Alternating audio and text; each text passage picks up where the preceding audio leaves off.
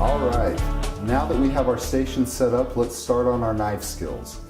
Knife skills are very important because our knife skills are what's going to allow us to be safe. We're not going to cut ourselves. So we're going to learn how to properly use a knife.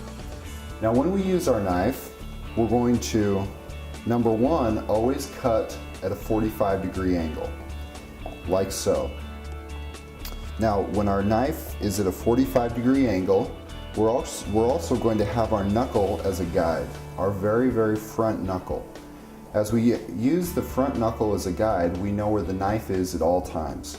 That means that if I know where the knife is, it's going to allow me to look at you while I cut versus looking down at my hand, because I know where my knife is. I'm not worried about cutting myself. I know that it's right against my knuckle and that I'm not going to cut myself. If you notice the position that my hand has somewhat of a claw position, which means that I'm going to be able to steady any item that I'm cutting, and I'm also going to be able to keep my knuckle against that knife there. You see that? As I cut on a 45-degree angle, that's going to allow me to be able to see what's on both sides of the knife. It's going to allow me to see my fingers on one side, but also the items that I'm cutting on the other side. That's why we do the 45 degrees. Now you can try cutting at a 90-degree angle, but it doesn't work out as well, because you notice how your wrist kind of stops. That's not what you want. You want to be able to really see what's on both sides and really be comfortable. All right, so the first thing we're going to show you how to do is we're going to show you how to use our peeler. Okay, so we're going to peel our carrot here. As we peel the carrot, you notice how I use one stroke all the way through. This allows me to go a lot faster. All right, so after we've peeled that carrot, then we can go ahead and start chopping it. Now as we chop it, you notice that I use smooth strokes all the way through, and you'll notice that I try to leave a flat surface on there. So the first cut that I do is I cut it in half. After I cut it in half, then I can use my fingers as a guide to cut those into little half moons or little slices. All right. Now the other thing is that if I want to dice it and make it even smaller, then I can just cut that half in half. So essentially make it into quarters. Then I can use my knife skills with my finger against my knife and dice those items up as well. All right.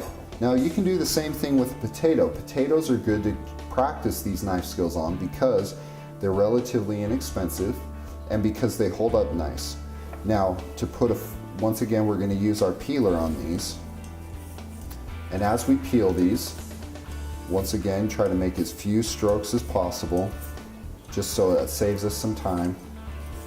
Then after we've saved some time there, then we can go ahead and we can cut these in half, which gives us a flat surface to work off of, and then we can cut those into small dices from there, or into the wedges, or into the big chunks, whichever you decide you want.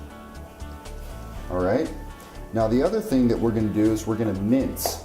Now when we mince items up, that's going to be very finely chopping them. Garlic, parsley, fresh herbs, those are going to be the items that you mince up. So first thing I'm going to do is I'm going to go ahead and take these off the stem because I don't want any stems in there. As I take it off the stem, then I have those nice leaves there. So we have our parsley leaves here, and we're going to go ahead and just mince those up. Now as we're mincing those up, you notice that I'm doing something. I've got my knife tip down on the board, and I'm using a rocking motion. Okay, that's another knife skill that you'll need to learn, whether you're slicing or dicing or just kind of rough chopping things up or mincing items. You always want to keep the tip of the knife on the board and use a nice rocking motion. Okay, if you can get these basic knife skills down, then that will allow you to even more freedom in the kitchen, because number one, it'll allow you to go a lot faster, which is a good thing. Your food will be ready a lot quicker. But number two, it's going to keep you safe. And that's the name of the game when you're in the kitchen, is being safe. staying safe from cuts and from burns, just because you want to enjoy cooking. Once again, you want to be able to look back on it with fond memories, not with something that you're going to fear or something that you're not going to want to do. You don't want to be knife shy. So get these basic knife skills down and practice, practice, practice. That's the only thing that's going to allow you to really get good at this. So now that you've got your knife skills down, let's move on to doing something even funner.